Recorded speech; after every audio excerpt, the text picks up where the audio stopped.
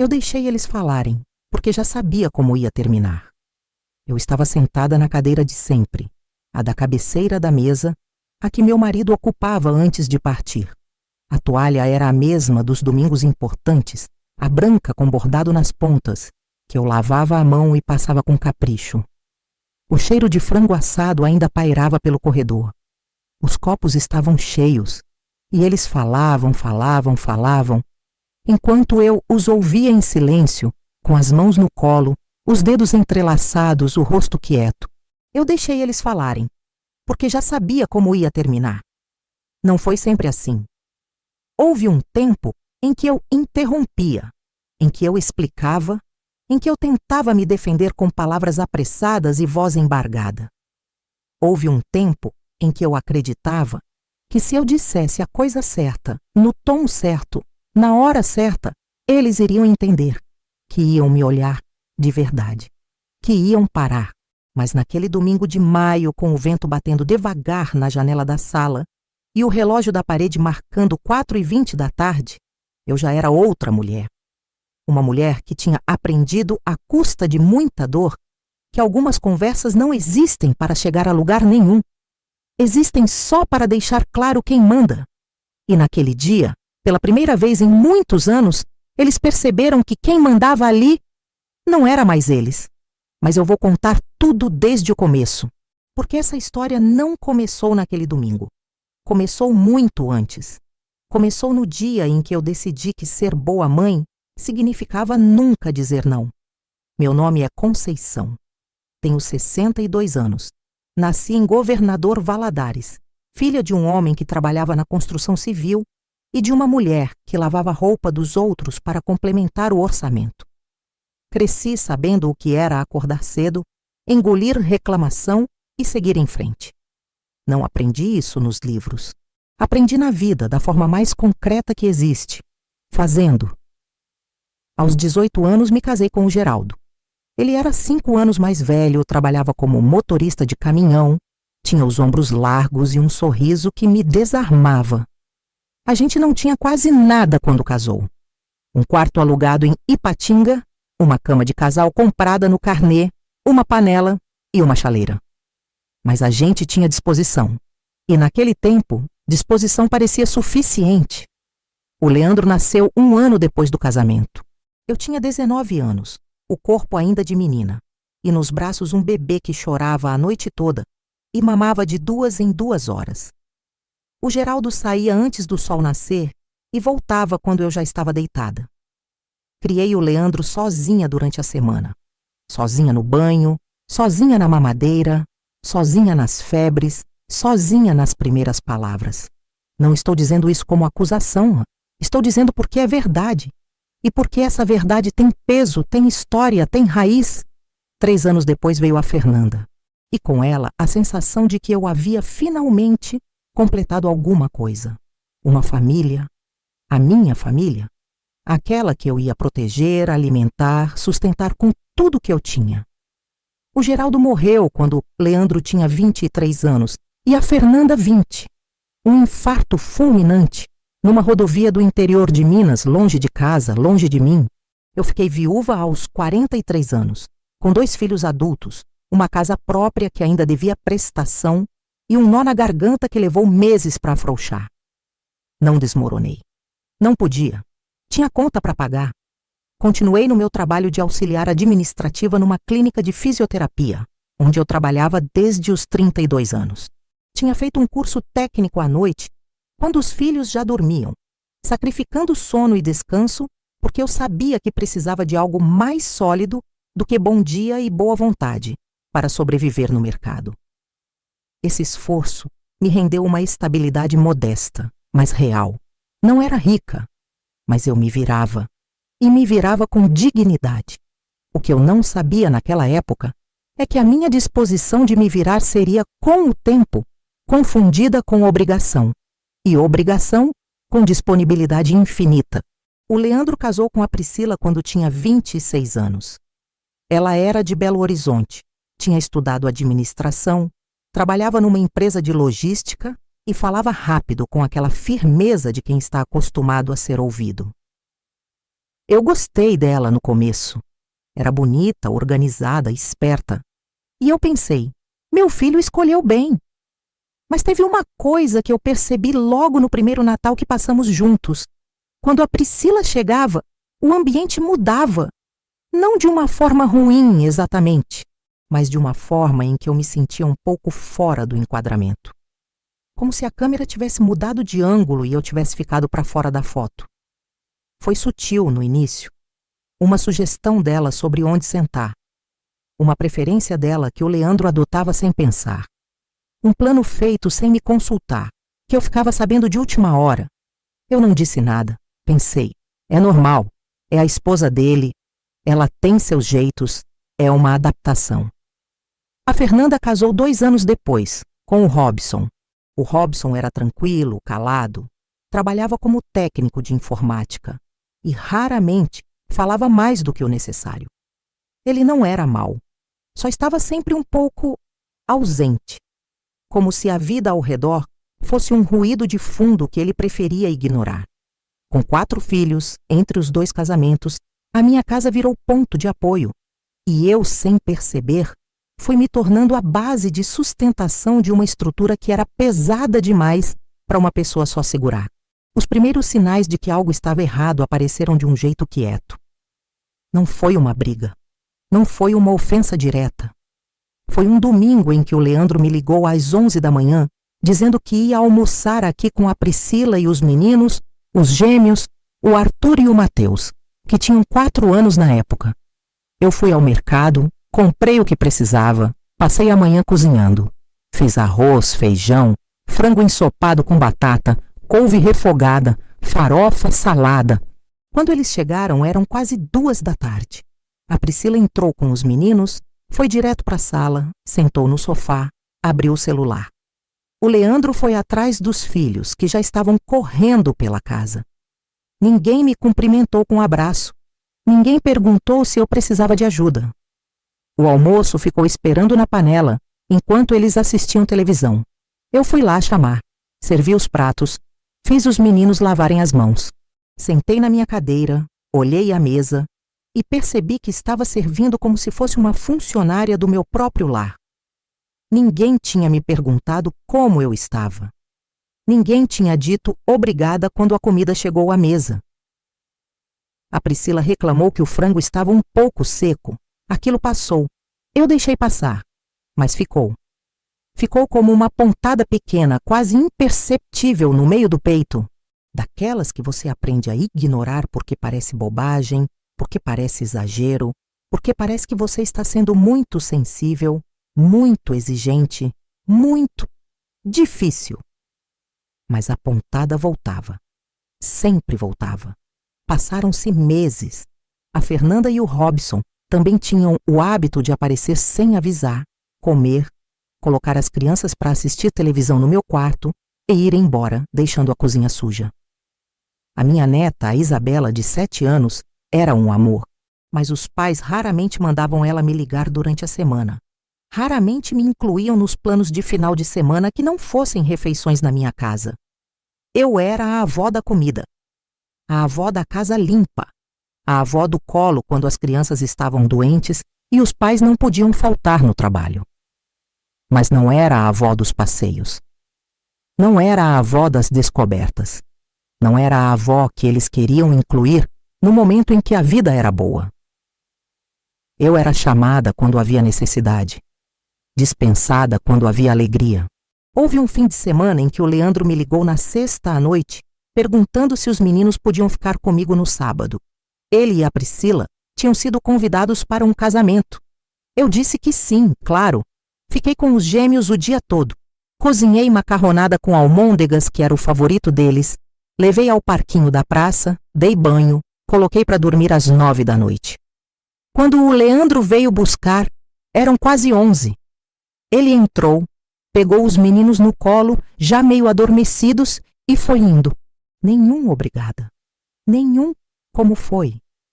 Nenhum mãe, você quer ajuda para lavar louça? Fui lavar a louça sozinha depois das 11 da noite, com os pés cansados e a pia cheia. E me lembro de ter pensado enquanto abria a torneira. Quando foi que eu virei invisível? Não tinha uma data exata. Não tinha um momento claro. Foi acontecendo aos poucos, como a erosão. Você não vê a pedra desgastando. Um dia você olha e ela simplesmente não está mais lá. O episódio que me partiu de um jeito mais fundo aconteceu no meu aniversário de 60 anos. Eu tinha feito planos simples. Pedi ao Leandro e à Fernanda com antecedência que reservassem aquele sábado. Disse que queria um almoço em família, um momento junto, só isso. Não pedi festa, não pedi presente caro, não pedi nada elaborado. Pedi presença. O Leandro confirmou. A Fernanda confirmou. Na sexta à noite, véspera do meu aniversário, a Priscila me mandou mensagem dizendo que tinham surgido imprevistos e que eles talvez chegassem mais tarde, talvez não conseguissem ficar muito tempo. No sábado de manhã, dia do meu aniversário, às 10 horas, o Leandro me ligou dizendo que a Priscila estava com enxaqueca e que eles não iam conseguir ir. Perguntou se eu entendia. Eu disse que entendia. Desliguei o telefone. Fiquei olhando para a parede da cozinha. Tinha feito um bolo de laranja na véspera. Tinha comprado um vinho que o Leandro gostava. Tinha posto a toalha bordada. A Fernanda apareceu às 3 da tarde. Ficou 40 minutos. Disse que o Robson tinha um compromisso. Foi embora sem comer o bolo. Eu passei meus 60 anos sozinha na minha cozinha comendo bolo de laranja com um copo de vinho, ouvindo o silêncio da casa. E aquele silêncio me disse uma coisa que nenhuma palavra tinha dito antes. Me disse que eu tinha deixado isso acontecer. Não era culpa só deles. Era também minha. Porque eu tinha aceitado. Porque eu tinha deixado.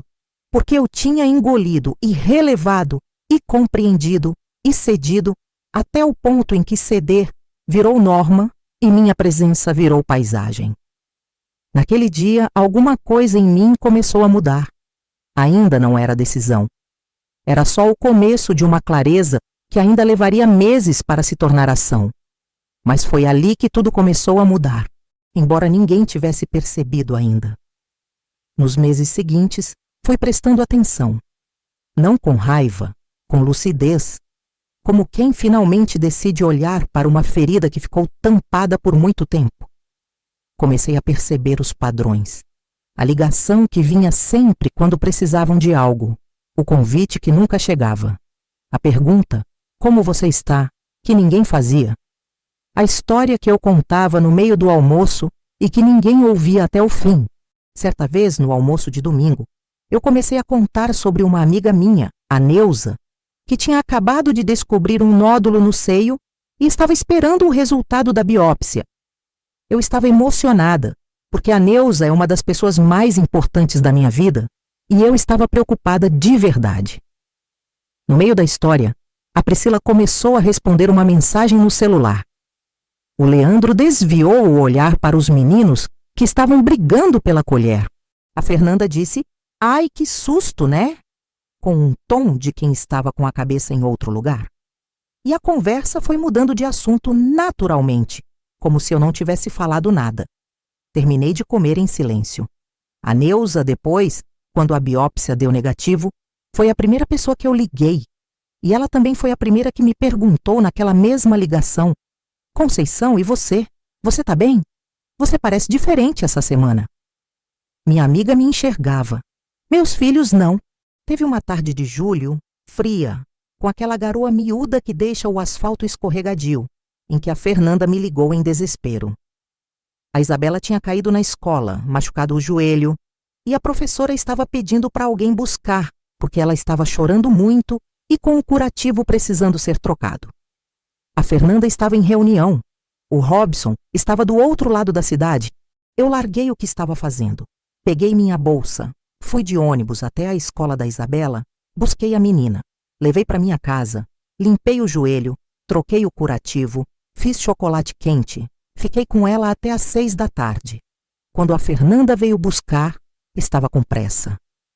Agradeceu com um "Obrigada, mãe", dito enquanto já caminhava para a porta. Não perguntou como a Isabela tinha ficado, se tinha chorado muito, como eu tinha chegado até a escola, se eu tinha ficado bem. A Isabela da porta me olhou e disse, "Vó, Você fez o melhor chocolate quente do mundo. Chorei depois que elas foram embora. Não de tristeza só. Chorei porque aquela criança de 7 anos tinha me enxergado melhor do que os adultos à volta dela. Setembro chegou com um calor prematuro e uma ligação do Leandro num sábado à tarde. Ele queria saber se eu podia emprestar uma quantia razoável de dinheiro. Não vou dizer o valor, porque não é o que importa. O que importa é o tom. Não foi um pedido. Foi uma comunicação. Mãe, eu precisava de um dinheiro. Você tem na poupança, né? Dá para passar para o meu Pix? Não perguntou se eu podia. Perguntou se eu tinha. Como se ter fosse o suficiente para que ele já pudesse contar. E eu, por um reflexo antigo, mais velho do que qualquer decisão consciente, disse que sim. Mandei o dinheiro. E fiquei com um peso no peito que demorou dias para eu entender de onde vinha. Vinha de uma simples constatação. Eu não era uma mãe para ele. Eu era um recurso. Foi numa quinta-feira de outubro, às 9 da noite, enquanto eu lavava o rosto antes de dormir, que eu me olhei no espelho por um tempo mais longo do que o normal. Olhei para os meus olhos, para as marcas ao redor deles, para o cansaço que estava instalado de um jeito que não era só físico, e me perguntei em voz alta para mim mesma, naquele banheiro silencioso: Conceição, o que você quer? A pergunta ficou no ar, e a resposta veio devagar, como quem acorda de um sonho longo. Eu queria ser respeitada. Eu queria ser vista. Eu queria ser chamada quando as coisas eram boas, não só quando eram difíceis.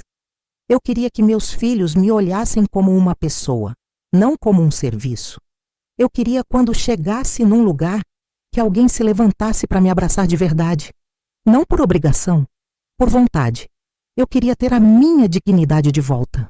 E aí eu entendi que não era o mundo que precisava mudar. Era eu. Eram as minhas escolhas.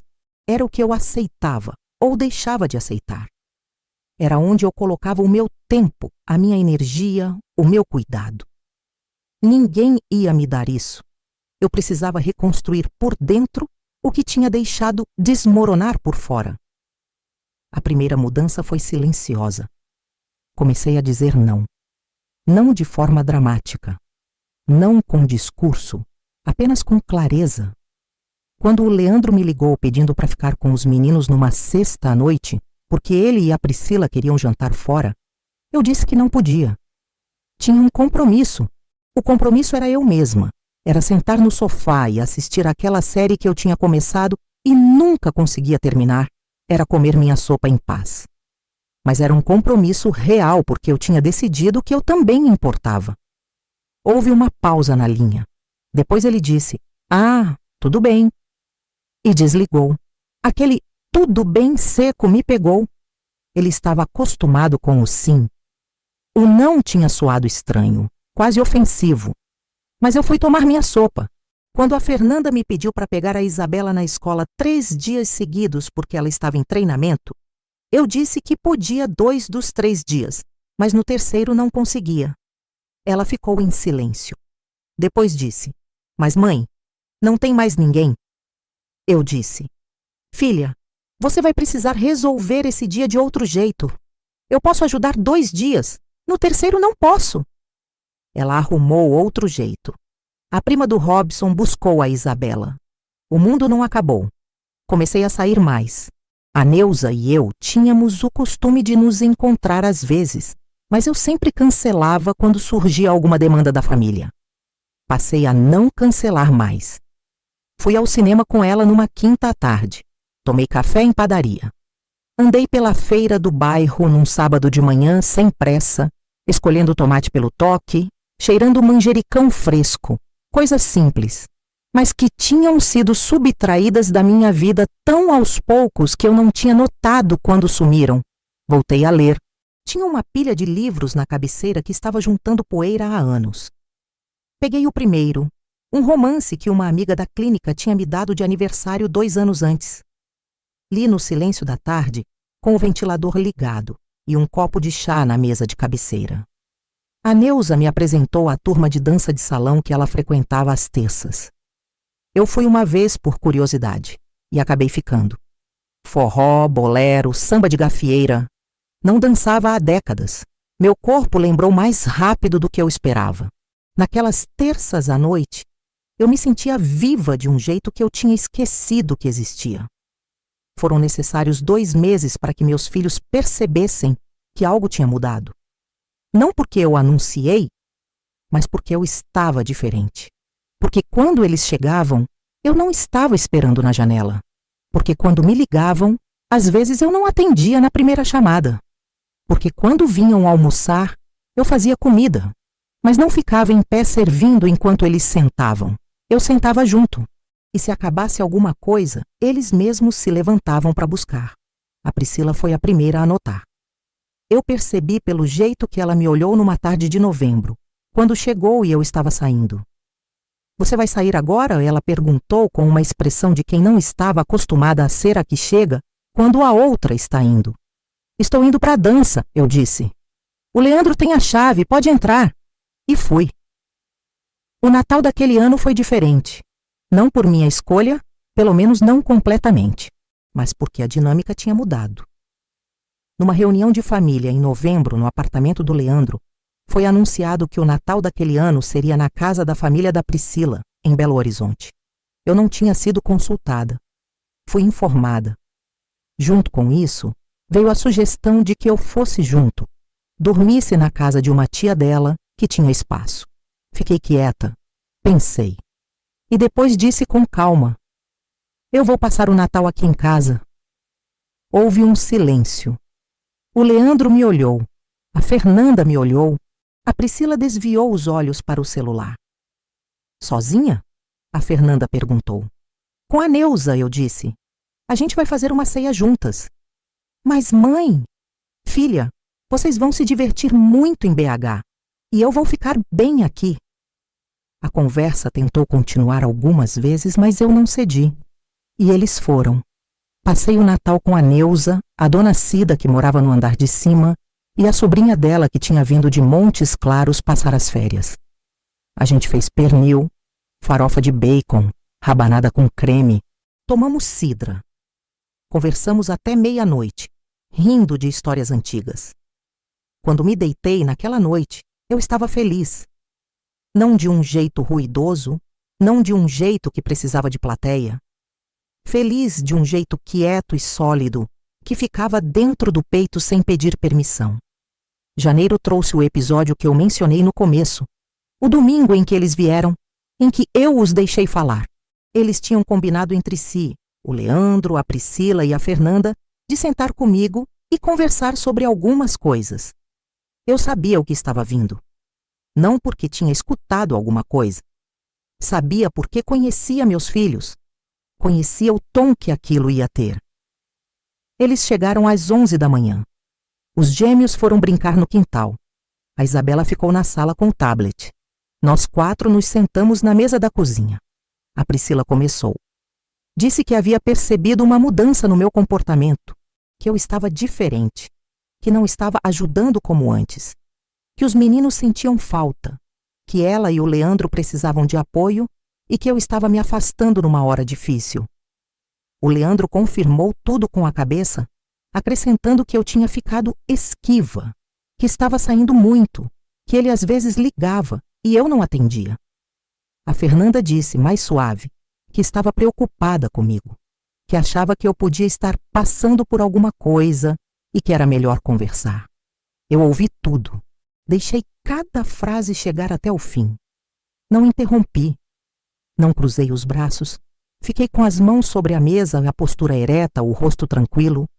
E quando eles terminaram, eu falei. Falei devagar, sem gritar, sem choro, sem tremor na voz. Disse que sim, eu tinha mudado, que tinha percebido ao longo dos últimos anos que tinha me tornado invisível dentro da minha própria família, que era chamada quando precisavam de mim e esquecida quando não precisavam, que tinha passado um aniversário de 60 anos sozinha porque ninguém havia considerado que eu podia querer companhia, que tinha emprestado dinheiro sem ser perguntada se eu podia, que tinha buscado neta na escola, ficado com netos no fim de semana, cozinhado almoços que ninguém agradecia, e nunca uma vez alguém tinha me perguntado, de verdade, com interesse genuíno: como você está, Conceição?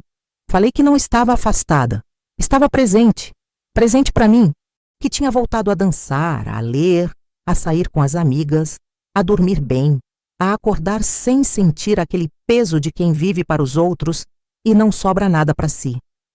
Falei que continuava sendo a mãe deles, que amava o Leandro e a Fernanda como sempre amei, que adorava os netos, que a minha casa estava aberta, mas que não estava mais disponível para qualquer coisa, a qualquer hora, sem reciprocidade, que ia ajudar quando pudesse e quisesse, que ia dizer não quando precisasse, que ia continuar tendo a minha vida, e que se eles quisessem estar nessa vida, eu ficaria feliz, mas que eles precisavam querer, não precisar, querer.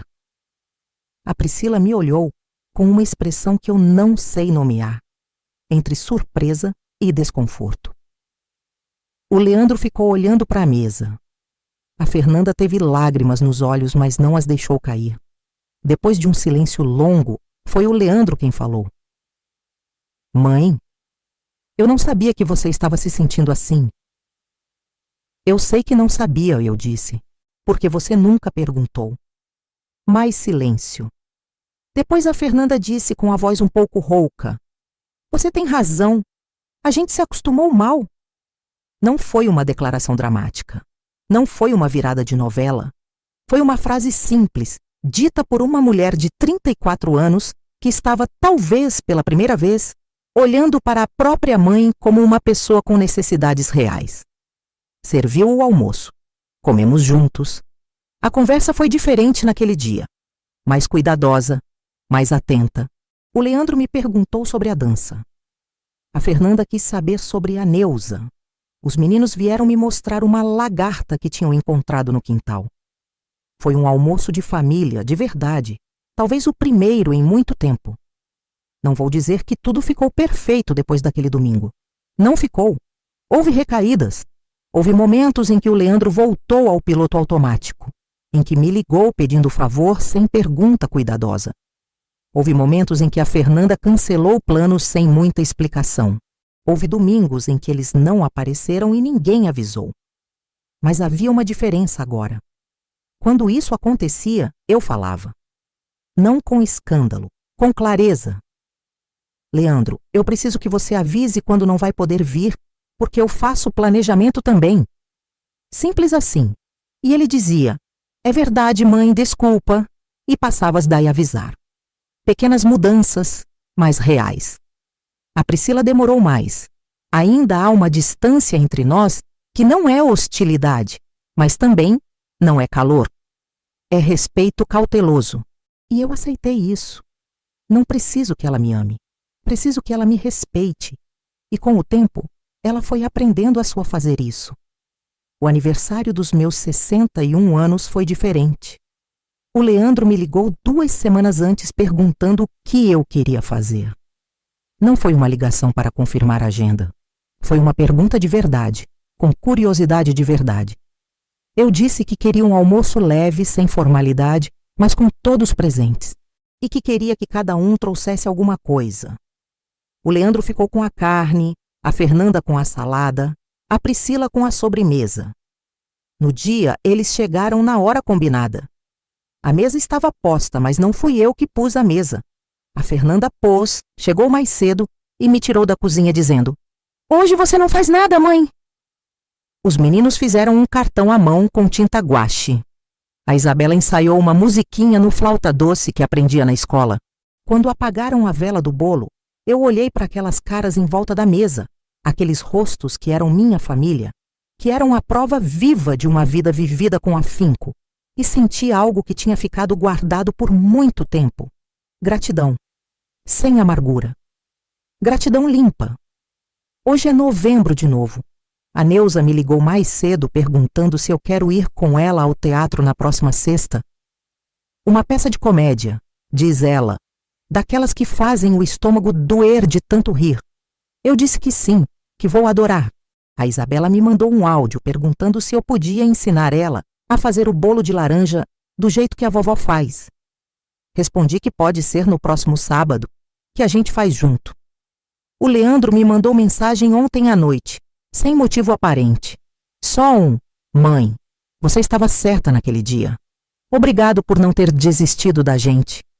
Não respondi muito, só, eu sei, meu filho, eu te amo, porque era o suficiente, porque nem tudo precisa de mais palavras. Estou sentada agora na mesma cadeira da cabeceira da mesa, mas a cadeira parece diferente. Não é a cadeira que mudou. Sou eu, é o lugar que eu ocupo nela. É a forma como sento. A coluna ereta, os pés firmes no chão, as mãos no colo sem o nó antigo. Aprendi, nesse caminho longo e difícil, que amor não é suportar qualquer coisa. Que presença não é estar disponível para tudo a qualquer hora. Que ser mãe não é desaparecer dentro dos filhos. Que dignidade não depende de aprovação de ninguém. E que limite não é o fim de um relacionamento. É o começo de um que é real. Não sei o que o futuro guarda. Não sei se vão recair nos velhos hábitos, se vou precisar falar de novo, se vai ser fácil ou difícil, ou as duas coisas ao mesmo tempo. Mas sei que nunca mais vou sentar à minha própria mesa como se fosse uma visitante. Nunca mais vou esperar que alguém lembre de mim como se lembrar de mim fosse um favor. Eu estou aqui. Sempre estive. E finalmente, depois de tudo, eu me deixei ficar. Se essa história tocou alguma coisa em você, compartilha com alguém que precisa ouvir isso. Comenta de que cidade você está assistindo. E se quiser mais histórias assim, se inscreve no canal e ativa o sininho, porque toda semana tem história nova aqui.